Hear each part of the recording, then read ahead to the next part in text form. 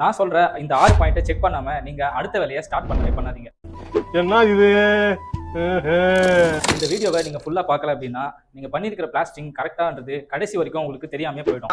Blasting பண்ணி முடிச்சதுக்கு அப்புறம் நம்ம வால்ல அண்டுலேஷன்ஸ் இருக்கா இல்லையான்னு சொல்லிட்டு செக் பண்ணிக்கணும். பிளாஸ்டிங் பண்ணி முடிச்சதுக்கு அப்புறம் நம்ம கார்னர் எல்லாத்தையுமே கரெக்டா மூலை மட்டும் வச்சு செக் பண்ணணும். Window, door and beams, columns இதெல்லாம் எங்க வருதோ அதோட எட்ஜஸ் எல்லாத்தையுமே ஷார்ப்பா இருக்கும். ஆனா அதை நீங்க ஷார்ப்பா அப்படியே விடக்கூடாது. அது எல்லாத்தையுமே கப்புன்ற ஒரு சின்ன ப்ராடக்ட் வச்சு நீங்க ஸ்மூத் ஃபினிஷிங்கா கொண்டு வந்துடணும். வாலோட ஃபினிஷிங் நீங்க பண்ண போற பெயிண்டிங்க்கு ஏற்ற மாதிரி கரெக்டா இருக்கா இல்லையா அப்படின்றத கண்டிப்பா நீங்க செக் பண்ணியே ஆகணும்.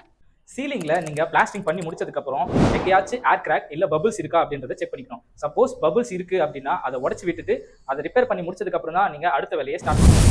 Last and final and very very important point அப்படின்னு பாத்தீங்கன்னா, என்னையா ஓவரா பேசுறானே தவிர பாம்ப வெளிய விட மாட்டேங்கிறானயா. 7 days curing கண்டிப்பா இருக்கணும். அதுவும் பிளாஸ்டிங் முடிஞ்சதுக்கு அப்புறம்.